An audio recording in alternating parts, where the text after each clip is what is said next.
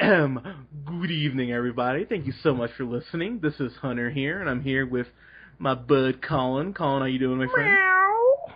Just, oh God. So, you know what? So Doing good. yeah, you're doing better than I am because we are here to talk about Nine Lives, which currently is at. Oh God, what is Nine Lives at? it can't be high because it's not even showing up on like the homepage for Rotten Tomatoes. Nine Lives is at I'm gonna guess 12%, 9%. Pardon me, I apologize. 9% for It nine. was at 5 for a while. I know. Was it really? Yeah, I know that. So I actually hadn't checked I actually had not checked the Rotten Tomatoes score. I was trying to give this movie the best chance possible, but so let's just jump in here. So, so Colin, I gotta tell you, man. So I know you didn't see this, right? I'm the only poor bastard who saw this. Correct? Yeah, sadly, I was dying to go see it, but you know, it was just every theater was sold out everywhere I went to. I couldn't get a ticket. It was a real hot ticket here in Seattle. Yeah, God, I think you guys have more self-respect than that. Well, so here's the thing. So I'm over. So this wasn't even playing at the Riverside Theater here in town. I had to go to East Plum to go see it. So I had to go out of my way to go see Nine Lives. So this is pretty much how my day went. I woke up yesterday about 10 o'clock. Ubered over to my friend's house to help them move for 2 hours. Then I Ubered to the theater to go see this fucking movie, and then I Ubered, got groceries, and came home and cried because that was the movie I saw. Something happened in this. Like, I don't know why this movie exists. I really how don't. did seriously, how did this happen? Like, how did this movie come to be that Kevin Spacey says yes, the production company's like, yeah, let's do it. It's baffling to me, and I didn't even see it, but just by the trailer. Yeah, I mean, going through Kevin Spacey's filmography, look, he's definitely had, I mean, some misses, definitely. I mean, he was in Fred Claus, which I fucking hate that movie. He was in, K-Pax wasn't very good, but I mean, he was in, some good stuff like Pay It Forward, which I actually really enjoyed. American Beauty, L.A. Confidential, of course, Usual Suspects, and Seven. I mean, he's done some stuff that's actually Glengarry Glen Ross, which I haven't seen in a while, but I actually remember liking. He's been in some great shit, and then of course House of Cards, which he has won awards for. So I don't get what happened, how he ended up in this. Yeah, that's the big thing, is that like you were saying, he's had some misses in the past, but he was on an unbelievable run of everyone just being pro Kevin Spacey because of House of Cards. You know, he had done several seasons now. It's amazing that he was you know what, all that credibility as a great actor doing House of Cards, and everybody being like, oh yeah, you know what, Kevin Spacey is, that guy's A-list, he's as good as they get acting wise. He's let's just squash all of that real quick. Yeah, you can honestly feel man, this is what this feels like. It feels like they're, so I think House of Cards, I believe they renewed it for another season. It feels like maybe in between filming season 4 or something like that, or maybe he had a weekend, and he was they're like, hey, you want to be able to buy a Bentley? And he's like, I could use a new Bentley. What do I have to do? Oh, you just have me to voice this horribly animated CG cat for 3 days. Does that work? Oh, yeah, sure, I don't care. This movie is really bad. So let's just jump into the plot. So Kevin Spacey plays Tom Brand, who owns this. This is a great cat name. Sorry. No, that's not the name of the cat. That's his actual human name. But his name's Tom. That's great. Tomcat. Yeah. Yeah. Oh, God damn it. Son of a Yeah, bitch. that's great. Now I'm real sad. But so so his company name is Firebrand, and so literally what they're doing is building. His dream is to build the tallest skyscraper in the northern. I swear to God, this is the No, plot. I'm just I know. so happy. Like, God damn it, I want to see this so bad. So so it's the class tale. He works all the time. He's married to Jennifer Gardner, which, oh my God, what happened to your career? Who plays Laura? Their marriage is on the rocks, and so he stops off. His daughter's turning some age. I don't think the movie even fucking says. And so, yeah, so Kevin Spacey's Tom stops off at this pet store because the daughter has been wanting a cat for like years, and he hates cats because they're gross and high maintenance, even though he's building this fucking giant skyscraper, and cats are the assholes. So he goes to this pet shop owned by Christopher Walken, who plays Felix, which, oh God, Felix the cat. God damn it. Son of a bitch. I'm hating this movie more and more. So is Christopher Walken not even just like just funny just because he's Christopher Walken? It's funny because he's in this movie, and there's no this would have made more sense if they said this was a sequel to Click, because he's the exact same character, basically. I was actually waiting for the movie to be like, oh yeah, he's the same character. But even the movie's not smart enough to do that. It's just like, okay. So basically he finds out that this firm in Chicago is beating the skyscraper by like 16 feet.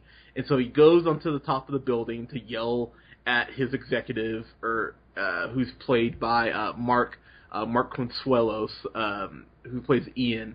He's yelling at him. He fires him on top of the roof while it's raining, and then this lightning bolt strikes Kevin Spacey. He falls off the side of the building with the cat in a basket, and they fall off the building. So, excusing the fact that there's no way he would survive a fall from, they say, I believe, at least 3,000 feet. I think it's how tall they say the building is. I can't even remember, but it's a couple thousand feet. Hunter, cats always land on their feet. Yeah, but humans don't, and his body falls and whatever. So, excusing that, he wakes up and he's like, "I'm a cat," and so Christopher Walken basically tells him, "Hey, you've lost touch of your family. You're going to be in this cat's body until you figure out what it is to be a good dad." By the way, what's happening with the dad the whole time? The dad is just in a coma. Oh, he's in a coma? Okay. Yeah. But here's the thing. I don't recall them even explaining how how Christopher Walken even had the power to transfer like a human to a cat. The movie just goes, he owns a pet shop, don't worry about it. It's never explained. It's never brought up again. It's just like, hey, he can transfer the consciousness of a human to a cat. Just don't even worry about it. Let me say one thing about this movie that I couldn't believe. There were points where this movie wasn't horribly painful. This movie sucks. Don't get me wrong. Don't think I'm gonna give this a B or anything like that. But there's a couple House of Cards-esque moments. So there's a point early on in the movie where they're saying, this building, it's sinking all of our funds, blah blah blah, and he's like, okay, let's play a game, everyone. And everyone's like, oh, we're going to play a game. He's like, yeah. Raise your hand if your name's on the company letterhead. And everyone just kind of looks at the ground. He's like, oh, no, raise your hands. Come on. Yeah, I'll fire all of you. This is what we're doing. And I was like, Jesus. So that actually made me laugh because it doesn't fit the tone of this kid's movie at all. But outside of, really that scene, it's this really poor CGI cat. By the way, they don't feed the cat for a day, which just actually bothered me. So when they get when Mr. Fuzzy Pants, by the way, is the name of the cat, in case you wanted to know. So this movie, or the cat, they, bring him to the house, the mansion, like this beautiful New York City apartment, and they don't feed the cat. They just let the cat wander throughout the house. They're just like, all right, good night, and they just like close the cat out. Jennifer Garner does, and so you hear the cat breaking shit, like for like the whole that whole scene. And Jennifer Garner doesn't even get up. She's like, whatever, cool. The cat's just being, cats will be cats. And the reason why, Colin, that the cat is breaking everything is because the cat gets Kevin Spacey is trying to get scotch out of its bottle, this bottle in this bar he has set up. And so you get a good 5-minute scene of this CGI cat opening a bottle of scotch to pour into an ashtray that is leaned up so he can jump on this table and angle the scotch bottle just so it pours into the ashtray. That's a solid 5 minutes easy in this movie. That sounds great.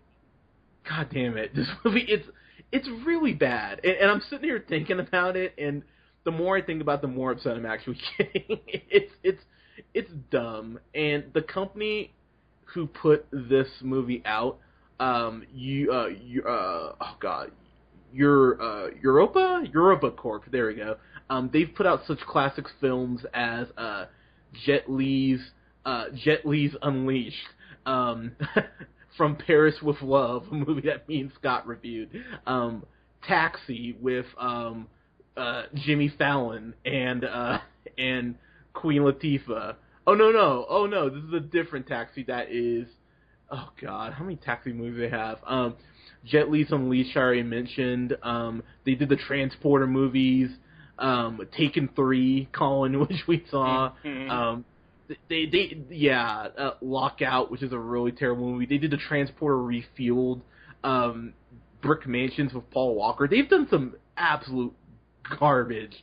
So this company, I'm not surprised they put this out, or at least no one should be.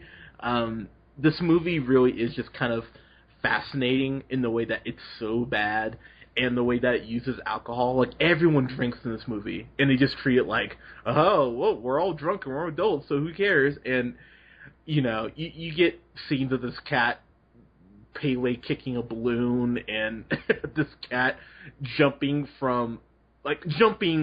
even Superman couldn't jump this far, jumping from, a couch to the kitchen table with ease. This cat's jumping hundreds of feet, this is a super cat.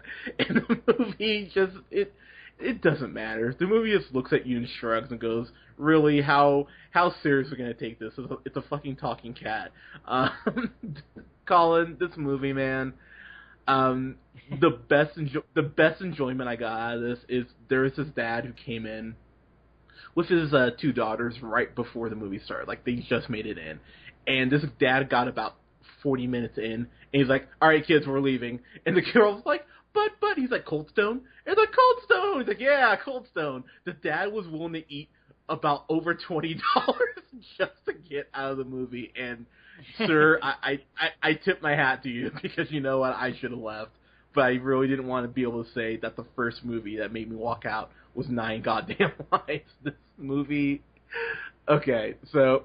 Before I get to my rating, which I know will be such a shocker, there's a point where Kevin Spacey has a son who, played by Robbie Amell, who's named David, and so Kevin Spacey's still in the coma, and they're threatening to pull the plug, right? And so the son is like, Dad never loved me, but I want to make sure that he's proud of me in case he dies. So the son jumps, literally jumps off the fucking building. And so the cat, Kevin Spacey, jumps after him. And so there's this 2-minute scene of his son and a cat just free falling just off this building. And then... the son has a parachute fine, he parachutes down because they are having the grand opening for the building. But this cat is just falling to its death. And right before the cat hits the ground, Kevin Spacey wakes up from his coma. And it's just, I just went derp. I didn't even care how loud I did it. I was just, oh man, this is maybe worse than Oogie Loves. It may be. I couldn't believe how bad worse this movie than was. Oogie Love? It honestly may be. Wow. And yet, Colin, there is something just fascinating about this movie. I love bad films. I really do. And this is one of the most beautifully horrendous films I've ever seen in my life. I can't believe it's Kevin Spacey. It's just baffling to me still. When this drops down on Blu-ray to like $12, I'll totally buy it. Because this is one of those things that I will show people, and they'll be like, "Oh man, I've seen like the worst thing. I've seen the Resident Evil movies or Mortal Kombat or whatever, or Street Fighter." It's like, no, you have not seen the worst because you have not seen Nine Lives. And I will pop this movie in, and I will convert people into being truly amazed at how bad a film can be. Sounds like people are gonna hate you. Yeah, that's fine. And by the way, Barry Sonnenfeld, who directed the Men in Black movie, he's the great person who got to direct this. But then again, he also did do Wild Wild West, RV, and Space Chimps. So I mean, that is. Yeah, I actually remember seeing part of that on TV. It was not. But he was a producer of Pushing Daisies. I actually love that show. So, anyone involved in this, no one comes out looking good. It's Kevin Spacey. Everyone will forget about this shit, and House of Cards Season 5 will come out and all will be forgiven. But most people won't even know it happened. True. I mean, it made like $13 million, which is still about 12.8 million more than it deserves to make. But this movie, man, I gotta admit, I did laugh a couple times because there's this point where Kevin Spacey, just as the cat, just pees in his ex-wife's purse, and I gotta admit, I laughed really hard.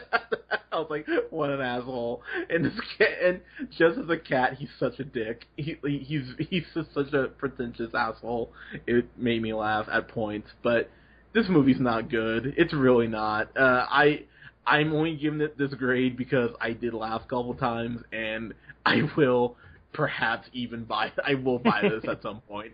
I'm not even gonna lie to myself. I'll buy this because it's beautifully bad. I'm gonna give this a D+.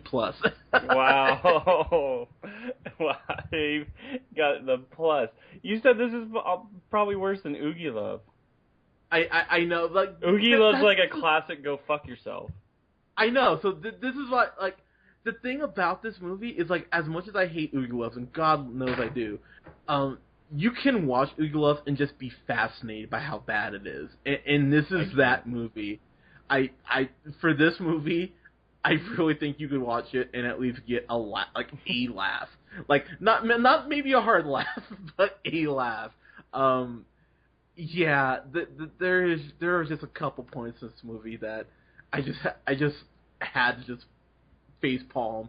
I love puns, and one of the jokes in the movie is the cat like falls off the table, and he's like, "Isn't there a doctor like or something like that for cats?" Like, or I think what Jennifer Garner says, and his son's there, and he's like, "Oh, you mean like the cat needs a CAT scan?" And I just went, "Oh, for fuck's sake!"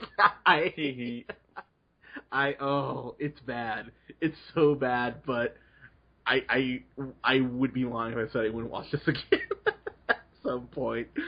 So cat needed a CAT scan. Yeah, so there you go. But guys, were you fortunate enough to see 9 Lives? I hope so. Yeah, hopefully you got to enjoy this classic like I did. You can follow us here on SoundCloud at soundcloud.com/TheRealPineapple775. You can like us on Facebook at The Real Pineapple. You can follow Mr. Colin O'Neill on Twitter at The Real O'Neill. And you can follow yours truly on the Twitter at JHunterRealPineapple. Guys, thank you so much. I think this week we'll have a review up coming for Scott Pilgrim vs. the World, and I think War Dogs come out this weekend. I actually do want to see that, so I'll be another one. Guys, thank you so much. We'll talk to you soon.